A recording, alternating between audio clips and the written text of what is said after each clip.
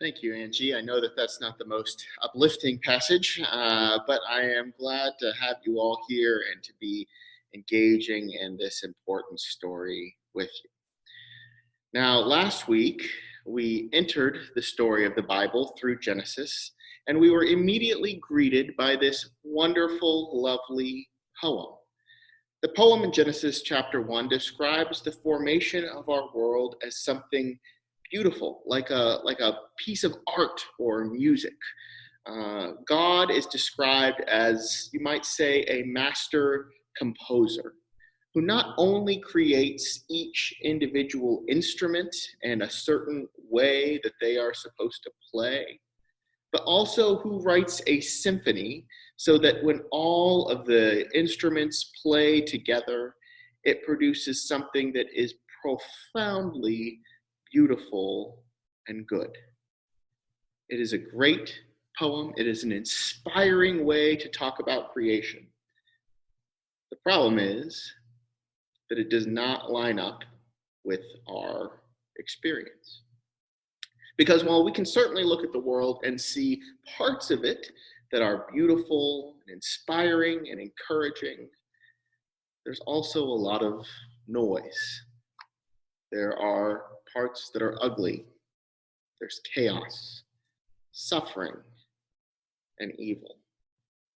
And for those of us who would embrace a story like this, who would like to declare that the world is good and that God created everything in it with order and purpose and intrinsic beauty, we are put in a position where we have to explain how it went from there to here. And that is our task for today. It's to describe the tragic account of the fall of humanity and indeed the world from this ideal, beautiful creation that God made. Now, before we get into this, I want to make a disclaimer, and that is that the story that Genesis offers is not a philosophical response to evil. It's quite natural for people, especially in our era and time, to ask the philosophical question, how is it possible that there could be a good God who is all-powerful and all good, and yet somehow in the midst of all of this, evil emerges and reigns? In fact, this question has its own field of philosophy dedicated to it. Within the philosophy of religion, there is an entire field called the problem of evil, and there are people who've spent their entire careers arguing back and forth about whether it's even possible to believe in a good God in the face of evil. It's a legitimate question to ask. In fact, there's a book of the Bible that does wrestle with this question. That's the book of Job. And if you want to be a part of a conversation where we wrestle with it together, we'll be doing that in a few weeks when we finish our reading of that book. But Genesis is not trying to offer a philosophical account of evil. It's trying to offer a narrative account. It's trying to describe it, not explain it. What's the difference between those things? Well, the difference is like when I walked into the Apple store a few years ago, not knowing what was wrong with my laptop, and I gave it to somebody, and then my wife later said, well, what happened? What'd they do? The truest answer to that is, I don't know. Something magic. They pressed some buttons and made it work. But she could push me and say, well, no, describe it. And I could say, all right, well, they restarted it. And when it was restarting, they pressed a button. And then when a certain screen came on, they pressed another button. So there was a certain sense in which I could come to know how it worked, even though I recognize that for me, the greatest understanding of it is a mystery. And Genesis, I would argue, does the same thing. It has a lot to teach us about evil, about what it's like, how to recognize it, how it operates, how it grows, the kind of effect it has on its surroundings, even though we as people of faith are still left with some of the biggest questions unresolved. So I want to get into that story. And so after we began Genesis chapter 1 with this grand poetic opening, the narrative takes us into a garden, a beautiful, idyllic garden. Here, this is a garden that is surrounded by 4 perfect rivers. It is filled with animals that are living in perfect peace and harmony with one another, and trees that are all bearing fruit, which are delicious and healthy and easy for humans to eat. Now, because we know what's going to happen next, when we read that story, we might look at some of these things with suspicion.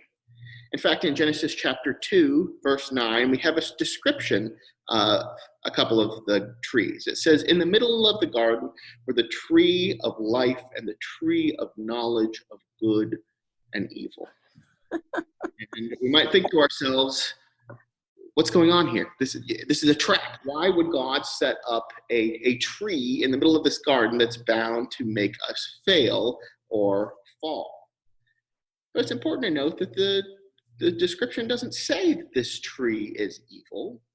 And in fact, there is a long tradition in the Christian church that says that in fact, even the tree of the knowledge of good and evil was inherently good. So for example, there was an early church theologian named Theophilus who lived in the 2nd century who said, the tree of knowledge was itself good, and its fruit was good. For the tree did not contain death, as some suppose. Death was the result of disobedience. For there was nothing in the fruit but knowledge, and knowledge is good when one uses it properly. One of the disciples of Theophilus was another theologian named Irenaeus, who was one of the most influential in the early church. And Irenaeus took this idea and developed it. He argued that Adam and Eve would eventually have been given access to the tree of the knowledge of good and evil. They just weren't ready for it yet.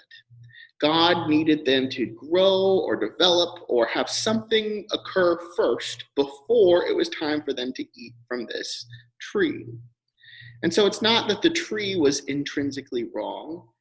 It's simply that they ate it at the wrong time or in the wrong way. Now, I don't know how much we can read into Irenaeus's theory here, but I do think that this is a pretty good description of what we call sin. When humans do things that are wrong, it's rare, in fact, I would argue it never occurs, that they are intrinsically, completely evil acts. Almost everything that we think of sinful has some kind of good or holy or intrinsically natural piece to it.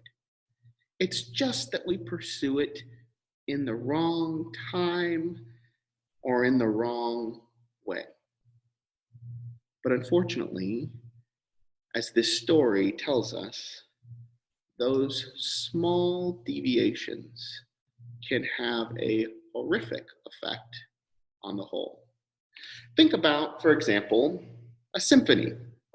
If God created creation to be like a symphony in which all of the different parts are playing, part of what makes a symphony so beautiful is that it's so complex.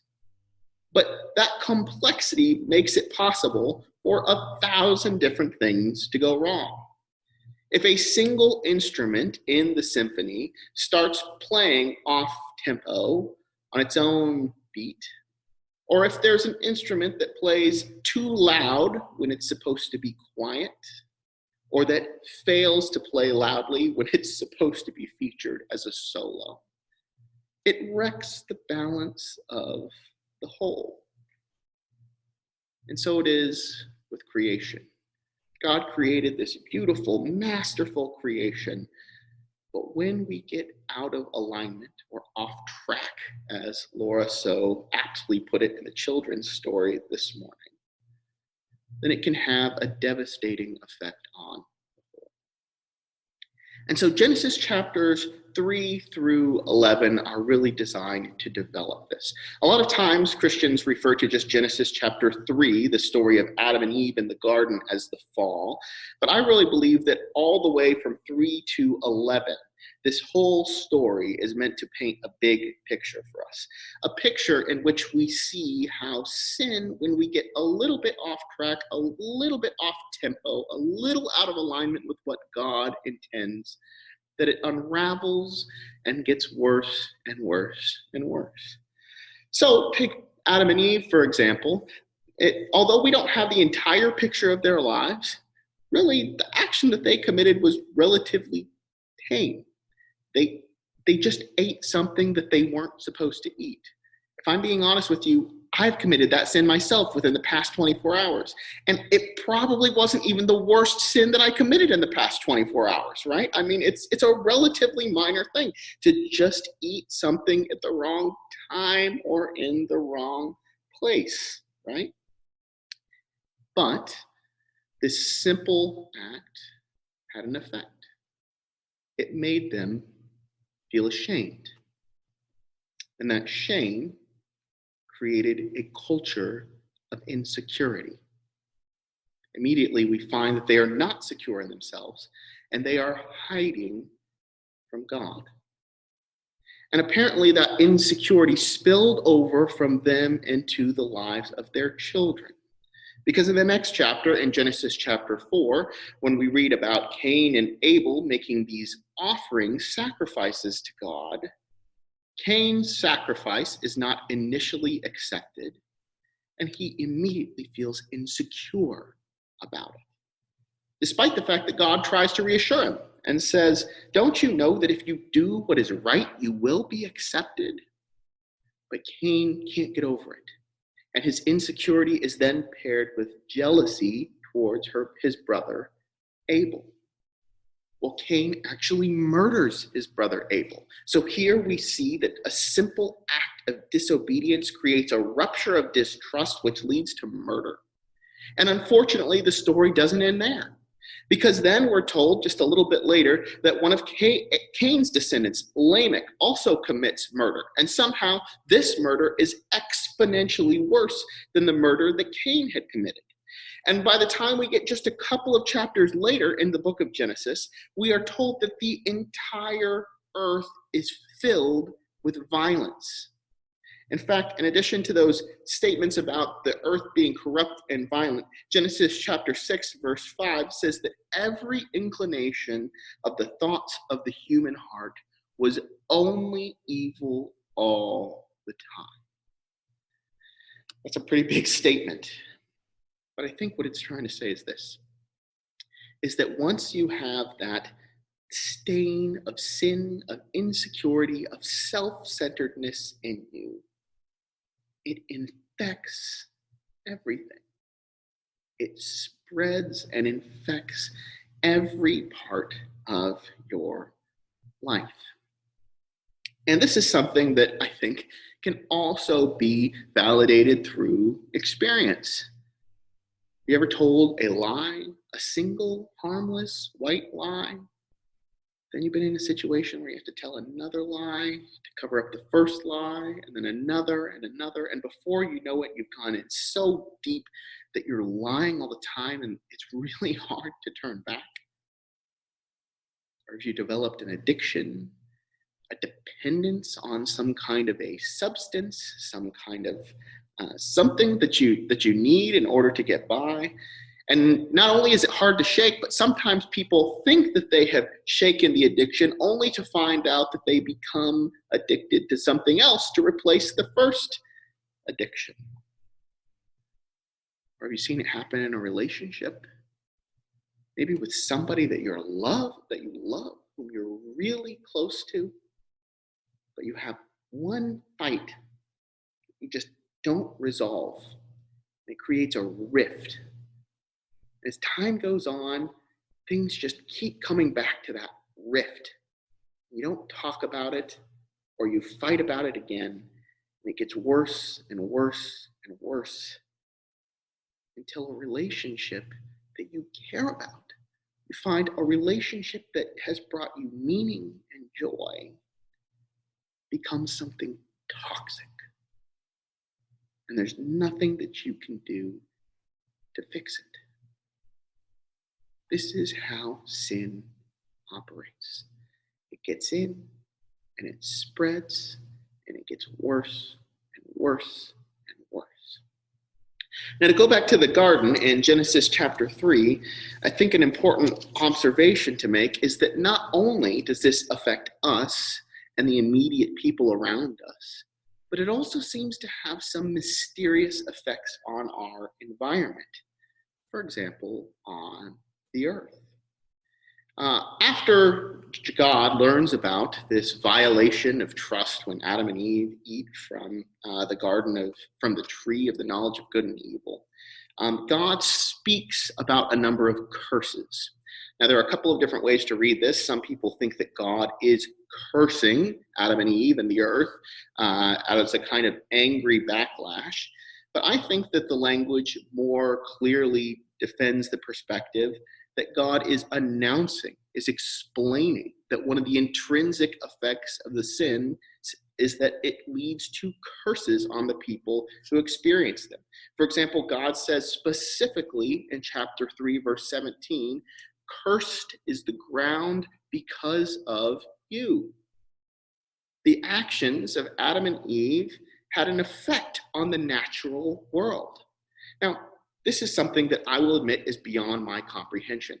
I don't understand exactly how the human sin or action could be related to what we call natural evil. Things like tornadoes and hurricanes and tsunamis, things that wreak devastating effect on the earth. But I do see the connection. It does seem to me like we are in a cycle, not only with other humans, but with the earth, where we hurt the earth and the earth hurts us. We all seem to be caught up together in this. Now, part of being Christians who believe in this story, who subscribe to the fall, is that when we look at the world around us, we have an interpretive question that we have to ask.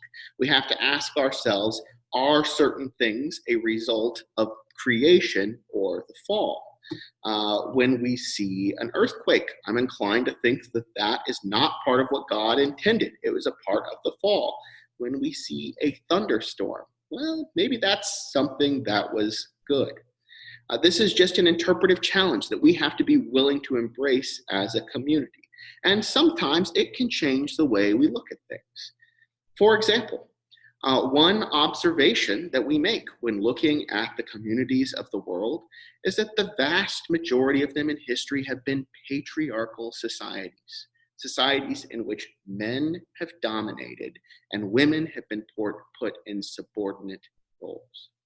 Now, there are some people who argue that this is because it's how the world was intended to be, that men were supposed to be in charge and women are supposed to be subservient.